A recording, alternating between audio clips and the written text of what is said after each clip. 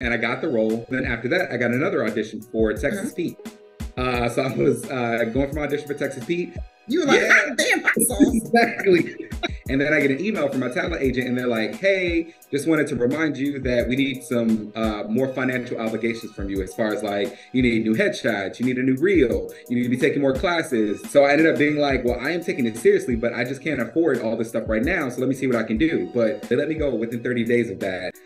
Even though I just booked the commercial, I did have a moment in my life here where I was homeless for a little bit, and that was a time where I would say was really tough for me. Am I going to stick it out here, or am I going to go back home and say it didn't work out? And now, I tried my best.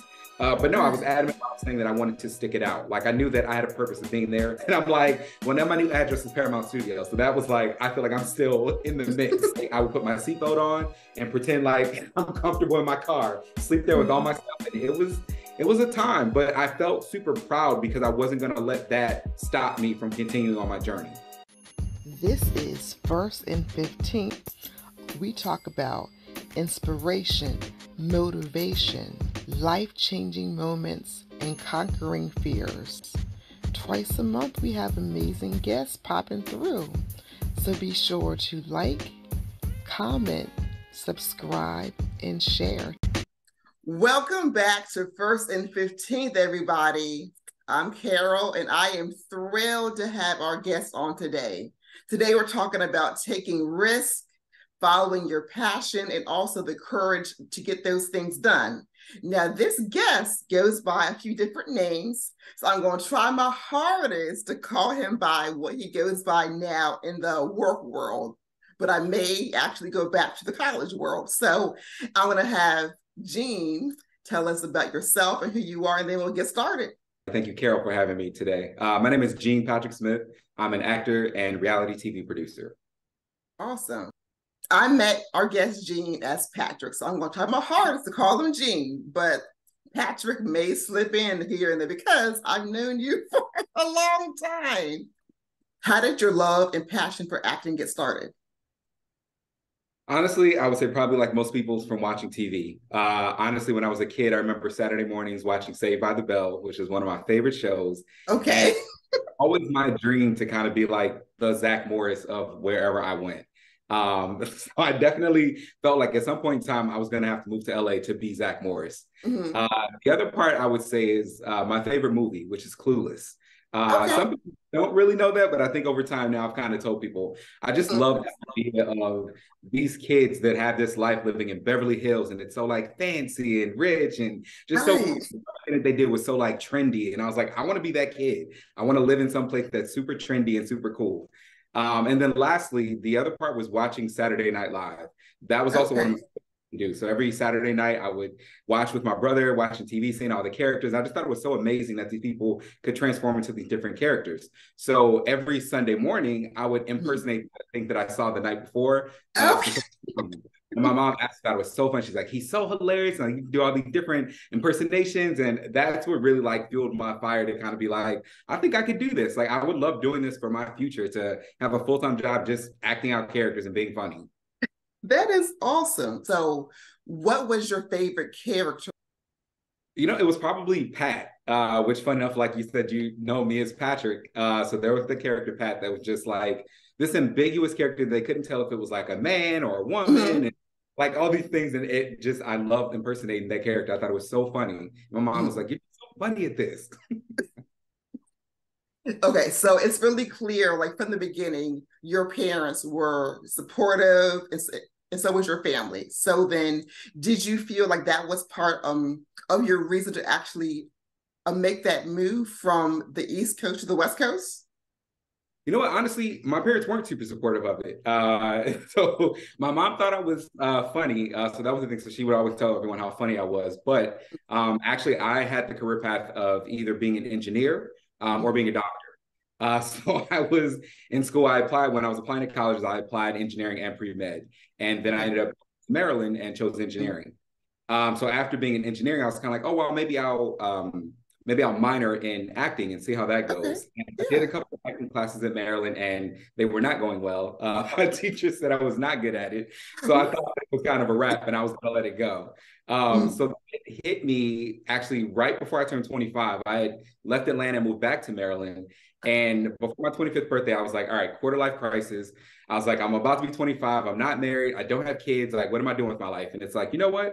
Let me just go to LA. Let me go and see if I can do it. If I can do it, awesome. And if I can't, I can just come back to the life I had here. Okay. Okay. So that to me takes courage and just boldness, because people that know me know that I'm not a risk taker. I'm getting to be more risky at my age, but I'm still not a risk taker at all. So I would be petrified, like whether I had kids or not, to leave my whole East Coast comfort zone and then move across the country. Now, when you moved from Maryland to California, did you have anyone out there like who you were in touch with, or were you all alone? You know, and it's so I would say maybe a month or two before I was moving to LA, I kind of put it on Facebook, letting people know, hey, I'm moving to LA. I'm pursuing my dream as an actor. All my friends, frat brothers, all super supportive. And then one of my friends from college that I was in RA with, Chanel Cohen, she was like, you know what? I see you're moving to LA. I want to go too. She's like, I'm pursuing fashion. So let's go together. So it worked out perfectly. Like, I didn't know how serious she was in the beginning. So I was like, okay, cool. I'm still going to go, but we'll see what happens. But no, sure enough, she kicked it into gear and she was like, all right, I booked my flight. We're doing this and that. So she arrived 3 days before I did. God. It felt like we were doing this journey together. Like neither one of us knew exactly what we were getting into, but we were there to support each other and see what we can do to get through. I also will say, thankfully, when I got to LA, I reconnected with some people from Maryland. So there were about 10 to 15 people that graduated with us that were also out. So we had like our own community. So that was super supportive and helpful to kind of have people that you're like familiar faces that have already been out there kind of like going through the trenches of getting adjusted to LA and then having us kind of join in and them kind of show us, you know, the ropes. That is so awesome and important to have a support system. So whether it's college friends or a friend of a friend, just to be out there without having to be totally by yourself, because I would be scared. I'm like, I don't know anybody. Like, I'm in a brand new state, brand new time zone, brand new weather. Like, what do I do?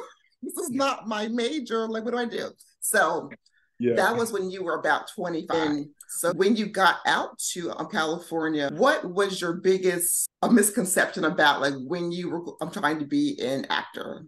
And like what surprised you as well, like once you got there?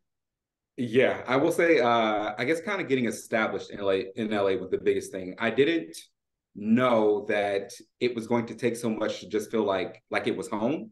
Because you figure like you're moving here. Like I moved to Atlanta right after college, and I felt like Atlanta I jumped right into. I had a routine, like I was fine. But when I moved to LA, it's kind of like, all right, so how do you get a dream started? You know, I had absolutely no idea. So it was like my roommate and I just really bouncing stuff off each other. Like we both got jobs the first week we got there, just, you know, random companies. And that was super helpful. And then I would say probably it was neighborhood. So you know, LA is a really big city. So you don't really know like, where do I live to be an actor? You have no idea. You would think Hollywood, but then it's like you see Hollywood and stuff isn't happening in Hollywood. They're not necessarily filming or doing auditions in Hollywood. So you have to learn all that stuff to know where you need to be. So one of the things was we had got an apartment living in the jungle, which if you've seen the movie Training Day, it's like one of the toughest neighborhoods in LA. Had no idea about it. So we got there and it seemed fine because we had a swimming pool. So I assumed that when you live in LA, you have a swimming pool, you've made it. Like we're good. We're in a really nice pool in the backyard. You big time now with your backyard LA pool. Yeah, but absolutely not. That's not what it was. So I started noticing, you know, like you hear helicopters all night. It's like just people screaming, yelling, stuff like that. And then people started kind of like messing with our cars. I had some things stolen. So I realized it was like this, that was something I wasn't expecting. I grew up pretty naive and pretty safe. So I thought that like, I didn't know what danger looked like. And again, cool, I assumed that meant we were good, but no, not enough. LA is so beautiful that you don't know if there are pockets that are more dangerous than others. So that was you won't know until it's dark outside, or like when like dusk happens, then maybe things kind of like, okay, well, I already saw my lease now and I'm here for a whole year. Like, what do I do? Do I just deal with it? Do I like sublease it? Like, do I just abandon? Like, what do I do? So Okay, so then once you got past the whole nighttime change, helicopters, folks screaming, how did you actually get your first job in Yeah. acting? Cool. I would say honestly, so a friend of mine actually was a talent manager out there. So we got like a quick introduction. It's like, oh, you know, my friend said, just meet my friend, and like he's a really cool guy, and like he'll kind of set you up with some stuff and introduce you to some people. So that was super helpful. Him being a talent manager, I decided to intern with him because I figured that's the best way for me to learn how this Okay. works for actors. So I interned for him for some months and really got to know like his actors and seeing how to submit like yourself online and going to auditions and all that kind of stuff. And then he also introduced me to improv comedy. He had seen something where they were offering classes. And that's how I got my start in improv in LA. Okay. Now I think I'm very funny, but I don't have any kind of training and on like comedy shows. I go to them occasionally. So with improv, does that actually help like with the whole scripted portion of one's career, or is that like a common starting ground of like, hey everybody, go to improv and get lessons? You know, I'd say a little bit of both. It's the improv community in LA is definitely, I was told repeatedly, like it's so different from Chicago. Chicago is big on improv as far as like the art of improvisation, where LA Okay. is big on improv as far as like that's how you get seen and get quick and like witty and like able to kind of like be able to, I guess, perform on the spot. Okay. So when you're having an audition, these are things that I had to learn over time. When you go for an Mhm. audition, sometimes they might be like, oh, I kind of like that line, but can you give me something else? And normally you would just think like, oh, what else can I give you? Because I just delivered the Mhm. line. But then so teaches you ways to be like, let me try it in several different ways. You know, it's like if you thought this one was okay, so let me try it like in a more elevated way, or let me try it Okay. in a more the opposite, a de-escalated way. Yeah. That was really cool to kind of learn to be quicker on your toes. And I 100% thought I was funny beforehand too. And then when I got to improv classes, I realized that I was not as funny as I thought. And there's for sure an art and a talent to being funny. A lot of the things we had this book called The Truth in Comedy, and it talks about how like the more honest you are and the truth that you give is what makes things funny. So it's not about you trying to come up Yes. with a joke or like trying to like think of something funny, but it's more just like being open and honest, and your truth is what's funny. Yeah, I definitely agree with that, Patrick, because I will admit that you know that if someone said, Carol, go on stage, I'll be like, I'm not gonna do well because I will fall flat, literally and figuratively. I'll be like, crickets, tomatoes, like Sandman, get off the stage. But like my whole storytelling it is comedy gold. And so like that's why I'm like, I could never go on stage and tell jokes because I'll be like, but yeah, let me get you in a room, tell you a story. I'll have you cracking up in Yeah. tears. So that's my level of comedy. And that's what it takes. Because it's so funny. I could not do stand up comedy. I did it for the first time during pandemic, and I'd say Okay. I was terrible at it. But as far as improv, I consider myself a good improviser. But stand up is Okay. different. So those people have a very, very good talent in like making those jokes and just telling people jokes. Yeah. Like if you go on tour, like whether you're doing a tour in your city or nationwide, having to have those same kinds of jokes every night, twice a night for a few weeks, few months, that's hard. Yeah. That Yeah. definitely takes work to get it to be funny and to land every single time. If you're going from club to club, or even if it's like a 2 night gig, you got to do it twice. You got to be funny each time. Yeah. You know, and that's one of the things I loved about improv, because improv is like, it's not supposed to be the same. It's going to always be a surprise. Okay. When I moved to Madrid for a couple of years while I was living out here in LA, but I moved to Spain for 2 years, and I Mhm. had a 2-man improv show in Madrid. And with that 2-man show, it was so funny. My scene partner was like, so I got us a show on Wednesday nights for 4 weeks, and we're going to do 3 shows a night. And I was like, wait, what? 3 shows? Three 30-minute For shows back to for back? 4 weeks. Yes. Now I've improvised before, but not that much. So I was a Okay. little apprehensive about it.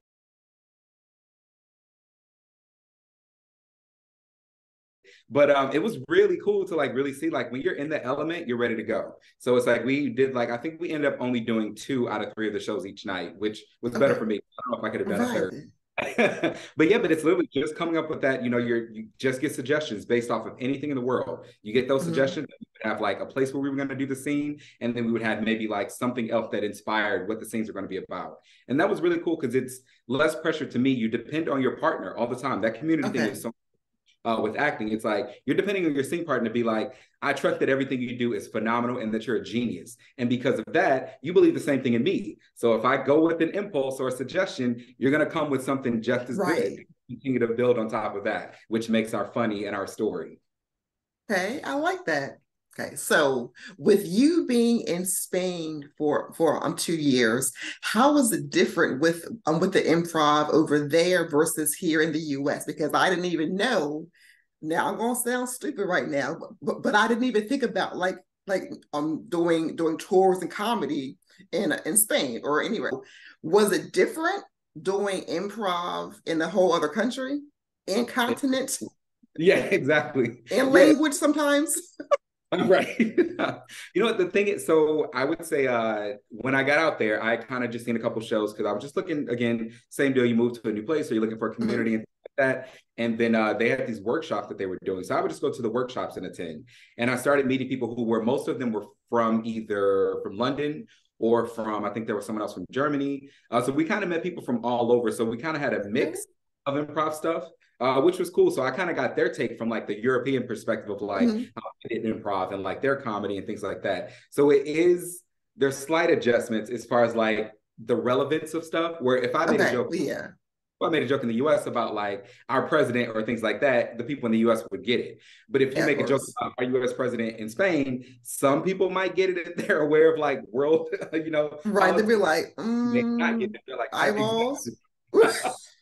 We had a moment on stage that I thought was so funny, where with the scene we were doing, we were talking about a black card. And I'm like, oh Mhm. my gosh, yeah, like black card. And something came up, we were Yeah. talking about this. And my scene partner, he's like, yeah, I got it. We're on board. Black card. We both know what this means. So after the show, we were kind of recapping, and he's like, Mhm. I was surprised that you knew about the black card. I was like, really? I was like, I was surprised that you knew about the black card. So we were both explaining what a black card was and realized that we Mm. were two different things. So in America, the Okay. card being like an Amex where you have an Right, unlimited right. So what do stuff. you think it was? So in Spain, the presidents have like a black card that's just for like the president of the country to be used. So it's similar as far as they don't have a limit, but that's only for the president of the country, as opposed to ours is for anyone who can get that credit card. Right. So I came to LA with probably like a couple $1,000s and figured like that's a good like bait to kind of get started, and I'll get a job and work from there. That money was gone within the first month, and I had no idea what to do. So I Oh, that had okay. So your savings was gone and within like a month or so. And at that point, did you have any like cushion like with your roommate to like help out a little bit, or is it more like we gotta scramble and like go work at a restaurant like on TV? The kind of like, oh, I'm a starving artist. Like, is that how it was? pretty much. People are Yeah. freaking, I don't know. Yeah. No, to be honest, kind of. Yeah. So I had at that time I had a part-time job or yeah, part-time job with IKEA. And then I also had a full-time job working at the Hilton as a hotel operator overnight. So I for sure was already working all day. Then I had my internship with the talent manager during the day as well. And that did not pay, except with knowledge and information. It's a thing where like when friends kind of came to visit, they're like, oh, I'm coming out to LA to visit. And I'd be like, yeah, let me share my story. It's extremely difficult out here. So some of my friends would be like, let me give you some money. Like, let me help and support your dreams. So that was super awesome. And it felt really validating to be like, my friends really do believe in me, like enough to give me money to pay for rent. And back then, my rent was, I think, like $550, but it was just really tough for me back then to pay that kind of money. Because I mean, again, it's a whole new coast, new time zone, new climate, new environment. Like you're not an engineer, like you are acting, and that is your passion and love. And with you acting, when did you start like behind the scenes? Was it the same time as like in front of the camera, or was it afterwards? So it was kind of right towards, I guess, like a transitional period. So I had just signed on with an agency, like having a talent agent, and I Mm-hmm. was super excited about it. I was like, all right, cool, let me give it my all. I finally have my chance now. So they booked me an audition for a Curly's barbecue commercial. I ended up getting the commercial. I came in and I smiled so bright when I went for the audition because I knew the casting director. I had taken like a workshop with him before. So he's like, oh man, I love that smile. So when he said that, I was like, okay, cool. I'm going to smile throughout the entire audition. So I smiled the entire time and I got the role. He even had me read for a more, I guess, a more principal role as well. I didn't get that one, but that was fine. So I was super excited about that. So then after that, I got another audition for Texas Pete. So I was going for my audition for Texas Pete. I did well with that and I got a call back for it. After that callback, you were like, hot damn, hot sauce. Exactly. So after the callback, I was like, okay, cool. Like I'm getting, I'm building what I need to do and I'm getting to that place. And then I get an email from my talent agent and they're like, hey, just wanted to remind you that we need some more financial obligations from you as far as like, you need new headshots, you need a new reel, you need to be taking more classes. And at the time I was only working in retail, so I wasn't making a lot of money, rent and things like that. So I ended up being like, well, I am taking it seriously, but I just can't afford all this stuff right now. So let me see what I can do. But I know that they were going to let me go. They let me go within 30 days of that just because I couldn't come up with new stuff.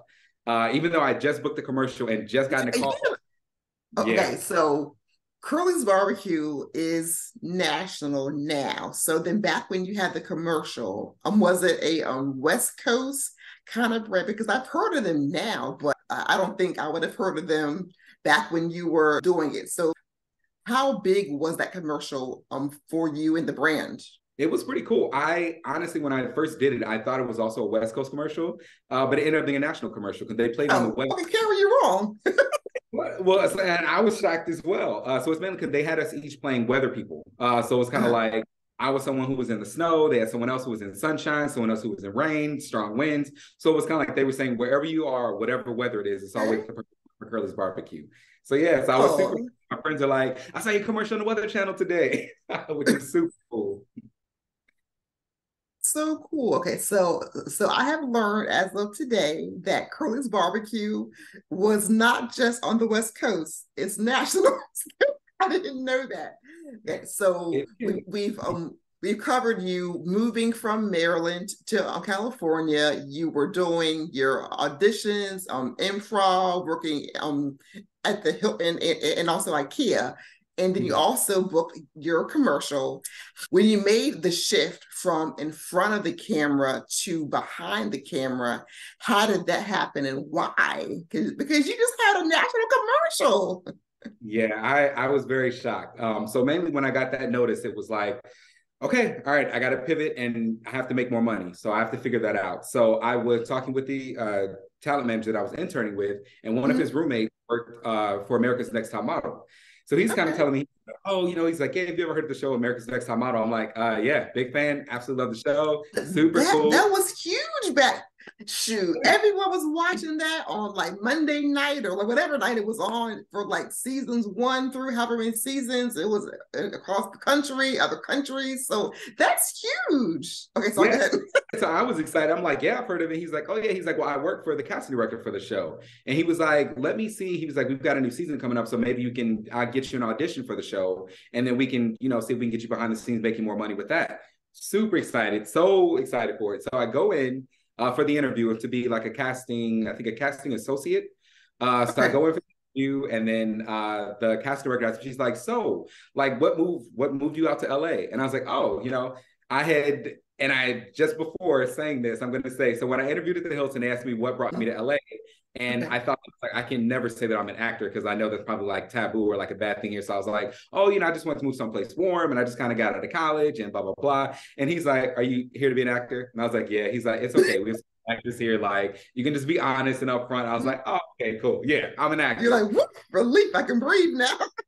So with the casting director, I said the exact same thing. I'm like, oh, I'm an actor. I moved out here, blah, blah, blah. And she's like, oh, that's so great to hear. She's like, oh my gosh, I wish you so much success in that. Thank you so much for coming in. Oh.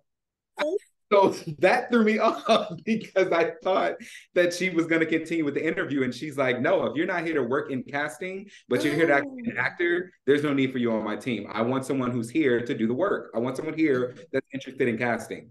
And I had no idea it was going to go that way. So then the interview was over and I didn't get the job. Thankfully, my friend was like, there's a second opportunity for it. He's like, we are filming the show in Vegas for like our casting week when the models come out and like they kind of get intros and this whole first thing. So he's like, if you can find a way to get to Vegas, we can hire you as the local. So just go out to Vegas. And one of my line brothers I'm a member of Phi Beta Sigma Fraternity Incorporated. So one of my line brothers lived in Vegas. So I was like, bro, can I stay with you for a week? I got this opportunity to work on the show. It's like my foot in the door. So he's like, all right, cool. Yeah, no big deal. So yeah, so I ended up working with them for a week in 2008 on cycle 12 of the show. And from there, that's kind of what got my foot in the door. And then after that, I just stayed in contact with them and kind of got on each season. And I eventually ended up working 10 seasons with them. Oh my God, that's amazing. Okay, now I'm going to just ask the people, when you came back in Vegas as someone who was like there locally, did the same, I guess, casting director, was she there at that time, or had she already moved on elsewhere? No, she was there. So yeah, she did all. What did she say? Did she... How did you handle that? Okay, so like knowing that like you really wanted the job the first time, didn't work out, and yet the same person is going to be around. So like, how did that go? So I would say it was slightly different, and only because the casting director, like she'll hire the main staff, but because I wasn't really like main staff at this time, it was building a connection with like her assistant, like the person right under her. So it was a little more, but then she got to see my work ethic and see that like I was a really good employee and things like that. So I called her when cycle 13 came up and was like, hey, just want to see if there's any opportunities. I heard you guys are starting up a new cycle. And she's like, oh, I thought you lived in Vegas. And I'm like, no, I actually live in LA. And she's like, oh, I'm like, you didn't hire me late the first time. See, now you want to hire me now. Exactly. I'm getting mad for you, Patrick.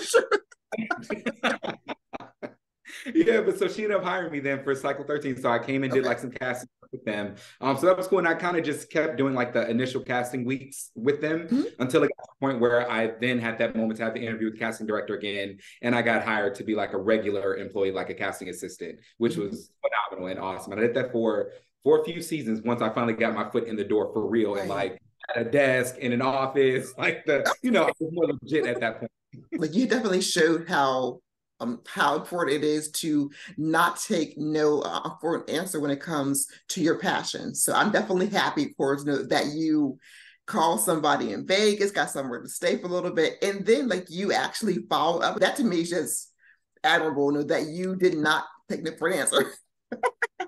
I appreciate that. Yeah, I mean, I had such a great experience with him in Vegas, and I didn't want to let that go because, again, like I said, that was my foot in the door. So it's like, I'm gonna put my entire body in the door, not just my foot. So let's see who I talk to and build these relationships. And honestly, the people from that show are people who are still near and dear to my heart now. Like, you build such great relationships with people that worked on that show. We were all in it together. We all just have like a mutual, just like understanding of like being good people, and it was really cool.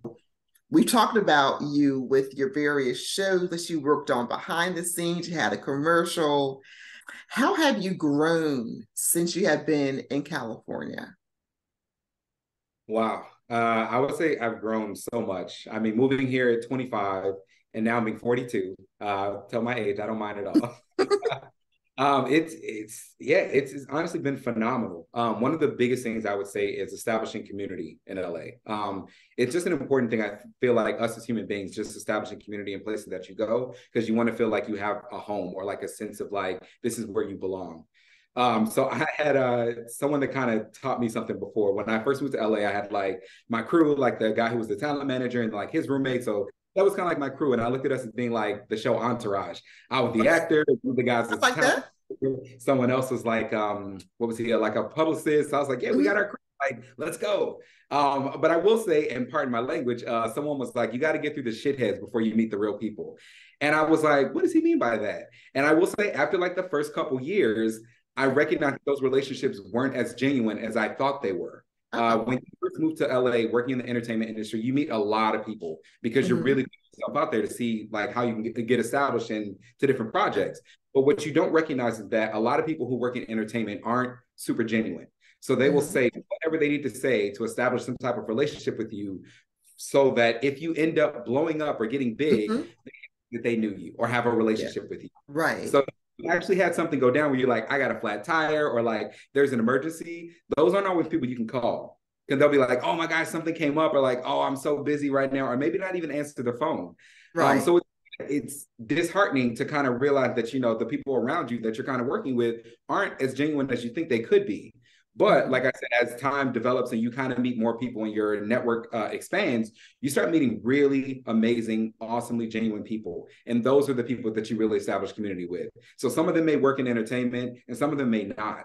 But it's really great to kind of now, so now I've been here for so many years. So it's like, I have friends that I consider my family, like people now that I've known for over 15 years, which is insane. Take me through the hard times. And, because it's like, sometimes you'll spend holidays here because you're away from family because either you can't afford to get back or you don't know what's going on. I did have a moment in my life here where I was homeless for a little bit. So after my first year, I had just lost my job. So I was working with like a marketing agency and the company was shutting down. So when I lost my job with them, I didn't necessarily have a plan for my next job. I was kind of doing TV stuff here and there. And then my roommate was also deciding that she wanted to live on her own. She didn't want to like be roommates anymore.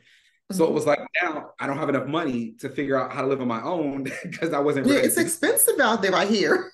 Exactly, especially with my job ending. So it's like, I don't have a full-time job. It's like, I won't have a roommate. What am I doing next? And that was a time where I would say it was really tough for me. It was really like, okay, cool. So what's the game plan now? Am I going to stick it out here or am I going to go back home and say it didn't work out? And now, I tried my best. But no, I was adamant about saying that I wanted to stick it out. Like I knew that I had a purpose of being there. One of the things that I recognized as my purpose in LA was to be genuine, was to have genuine relationships with people. So as many people that I come across in this industry, it's always, I'm going to be my genuine, authentic, 100% self. To let them know that like there are people who are like this. It doesn't matter how crazy or corrupt or anything that this industry can bring. There are still genuine people here who are just good, who just are good natured and want to give that to other people and have them express that with other people. So with that, I will say, I started having like that community and really finding friends that I felt like they grounded me here. Another thing was, I would say like personal growth. Also being I had a couple more friends from Maryland that ended up moving to LA later on. And, they were just like, oh, yeah, I see you're still out there doing your thing. So I just wanted to come and like check it out. And I had a really good friend here who came in for social work. And she was recognizing that I was kind of having my struggles between like community and like finding really good friends, just because it was a little off. And she's just like, I want you to, like, you deserve better. You deserve genuine relationships with people. So she ended up telling me, like, you should check out going to therapy. Like, here's some resources and check it out. And that was monumental for me. I went to therapy for 8 years. And in those 8 years, I was able to really get in touch with, like, who I am and how I feel about myself and things like that. And a lot of times what I learned in my acting classes as well, a lot of actors need validation or they have low self-esteem or things like that because they just have always been told kind of what to do or feel like they're missing something or don't have that connection. And going through therapy kind of filled in some of those gaps of things that I was struggling with as far as when they tell you in an acting class to like get into a dark role or like, really be like, have something that affects you so deeply. It was hard for me to connect to that because I didn't want to deal with it really. I would say, no, I don't want to go that far. I don't want to get that deep into it because it's crying on camera is not an easy thing, but it's really easy once you get to a point where you know how to tap into that thing that kind of causes you that pain.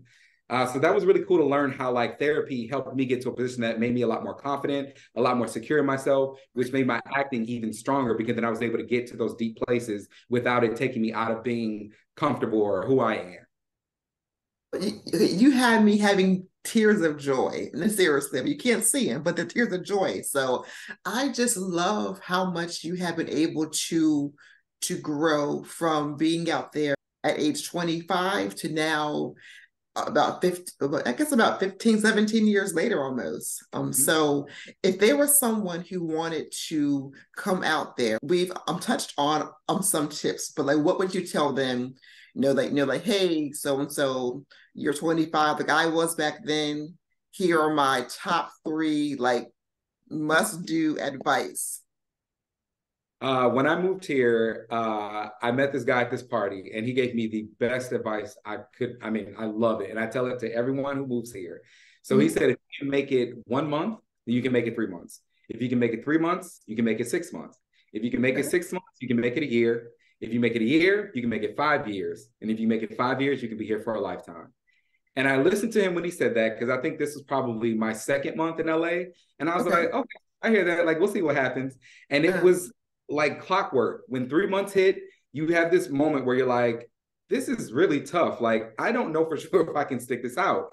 And if you get past that month, you get to the 6 months, no problem. But when you hit that 6 month mark again, it's something else that pops up where you're like, I don't know if I can keep doing this. Like, it's really tough. These are all the challenges. This is what I'm going Right. through. You make it over to that 7th month and you're okay again. Then a year hits and you're like, all right, it's been a year now. My lease on my apartment's up. Like, what's the game plan? Like I said, I ended up losing my job after that first year. Like, oh, you get these really pivotal, tough, challenging moments at those milestones. And if you can get over that hurdle, it means the world. I mean, like after that first year, I was kind of like, okay, cool. And you literally are coasting for 4 years until you get to that 5th year, and then you're like, Yeah, all these so that man knew he was talking about. Like he must have already been through it, lived it with the whole 1 month, 3 months, 6 months, etc. Exactly. And it's like I tell people all the time, and like anyone I've ever told the message to is like, it's so true. They were like, when I was in those moments of my LA journey, it for sure, it's those moments. Because once you hit that 5-year mark, you really have established yourself in Los Angeles. Like you feel comfortable. You don't feel like you're going to get evicted anymore. You don't feel like everything's going to go crazy. I mean, it's insane.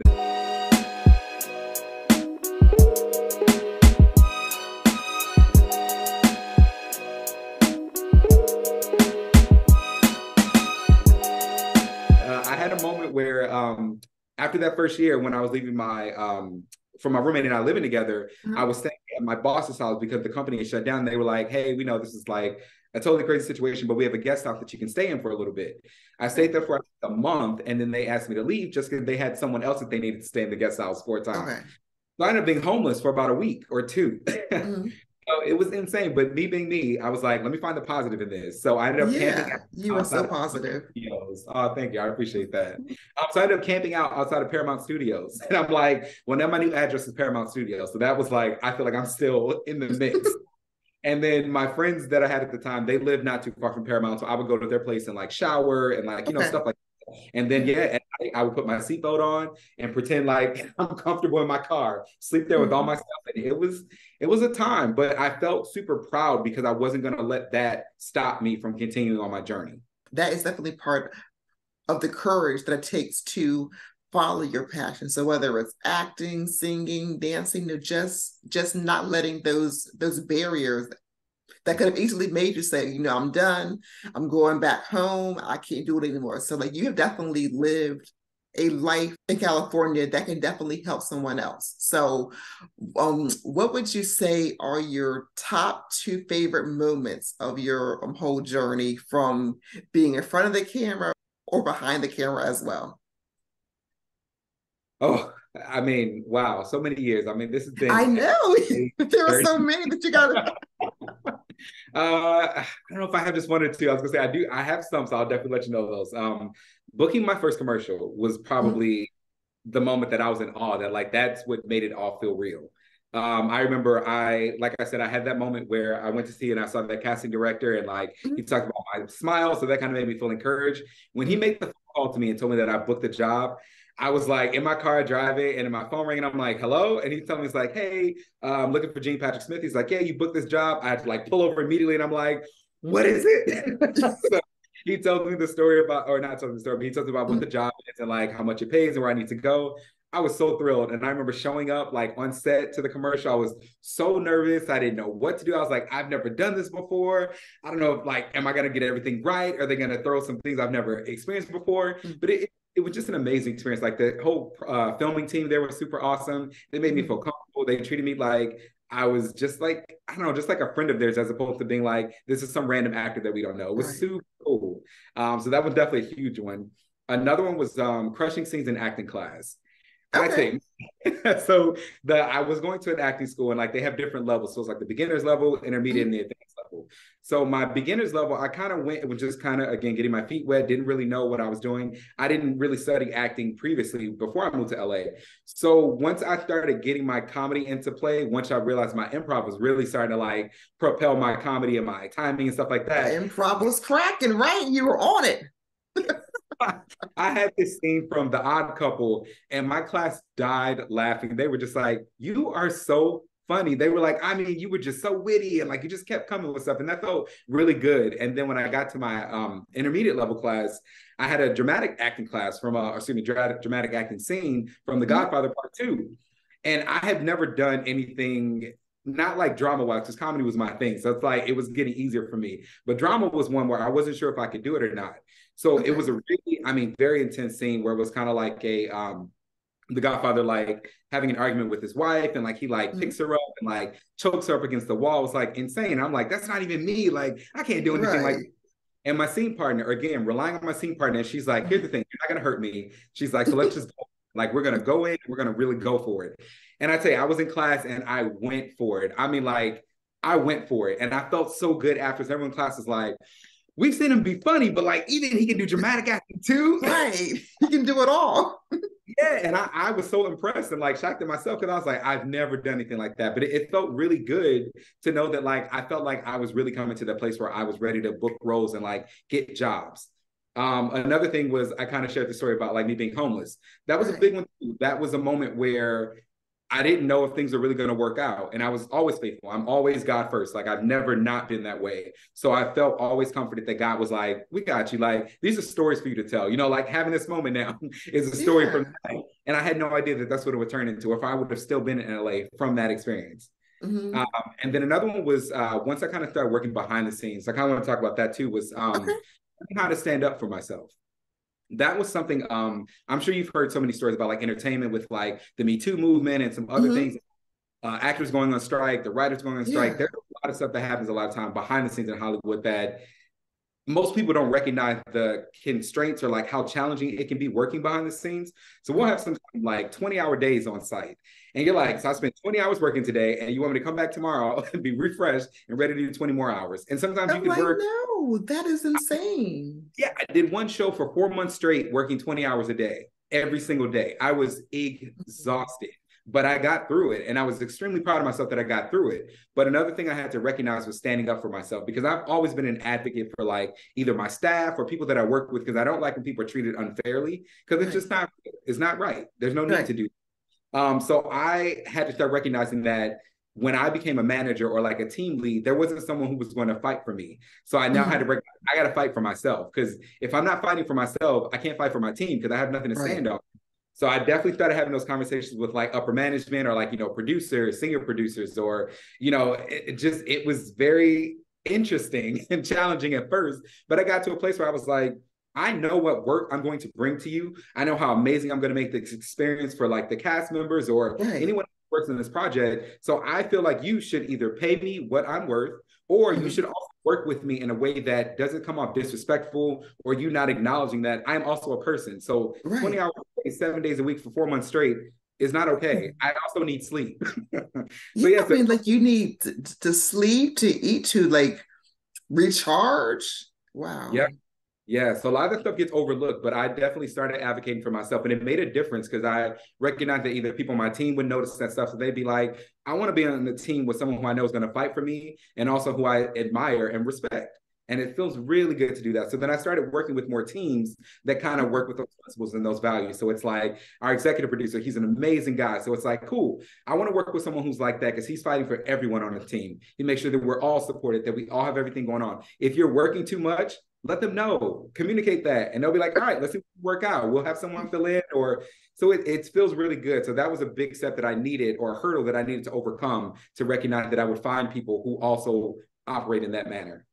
So actually, I do have one more bonus question for you, because you have definitely taught me a lot. You have done a whole lot in your career. And with Atlanta having so many movies, TV shows, I mean, that whole scene is popping for acting now. So like, where do you see yourself in the next couple of years? I will say I'm definitely planning to do more acting stuff. That's a big goal of mine for sure. I also have some projects in the works with NDAs. I can't say too much specifically, but I do want people to look out for projects. Yeah, I'll be Patrick. Later. I'll say one, I've got a reality show that currently working on development, a feature film that's also in development, and then also possibly a streaming service that may be in development as well.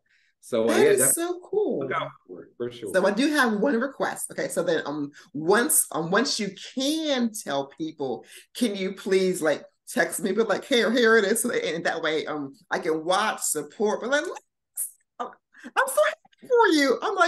I'm so excited for you. If you can't tell. I appreciate that. Yes, I will definitely let you know for sure once I'm able to do that. 100%. Yeah. Well, that was my bonus question for you, because I tend to keep my guests on their toes. And so since we're actually on Zoom, I couldn't be like, hey, let me tap you. So that was my virtual tap late bonus question to you, because knowing my guests are like, we're like, oh my gosh, what? I'm like, yes, you're on the spot, go. Love that. Wow.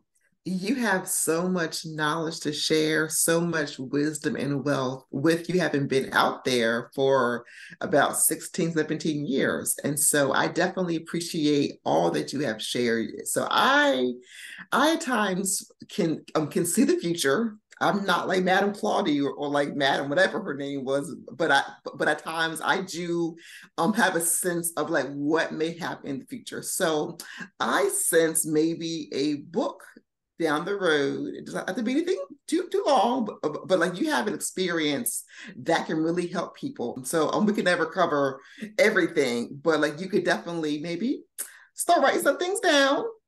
I'm having a little a notepad here and there, and then maybe down the road you can put into a book and be like, yeah, Karal called it back in 2023. She knew what was going to happen. Yeah, so I definitely value all that you have been through. And so Appreciate that. back when you put it on Facebook, that was, what year was that? Because it was 17, no, 7? 2007. Yep. Okay, so I recall seeing that, and so I don't know whether I responded in a comment or two directly. I'm not sure, but I just thought, even from back then, that was so courageous. I was like, oh my gosh, like Patrick is not scared, or if he is scared, he's not gonna. I'll have to hold him back. And so I just thought that was amazing that you took the step to leave what you knew behind and then follow your passion, like whether folks were okay with it or not. It was for you, the person. It wasn't to make anyone else happy but you. So I definitely even still today, I think that is so admirable and just awesome that you weren't scared to follow your passion and see what happened. Here you are, you're still out there doing it. I am. Thank you so much. I really appreciate that. Yeah, because I didn't know myself, and I'm so thankful that my life took the path that it took to put me in this place. So I really appreciate that. Thank you so much. Yeah, it's awesome. So thank you for joining us, Jean Patrick Smith, talking about following your passions, taking risks, and having courage. And so Patrick definitely has so much to offer. If folks wanted to find out more about you, how can they maybe ask you questions about like your journey? Let's Is it see. maybe social media, or like, what's the best way? I would say social media is pretty good. I sometimes like to write a little bit about like my journey, things that are going on. So you can find me on Instagram at The Talented GP, or on Facebook under Jean Patrick Smith. Well, thank you again for joining us, Patrick. And I've learned a lot about just the acting world, behind the scenes, improv, and also the value of therapy, because I would have never known that would have actually helped you to become a stronger actor. And so I definitely hope that can help somebody else. So we will catch y'all next time on 1st and 15th. Thanks, everybody.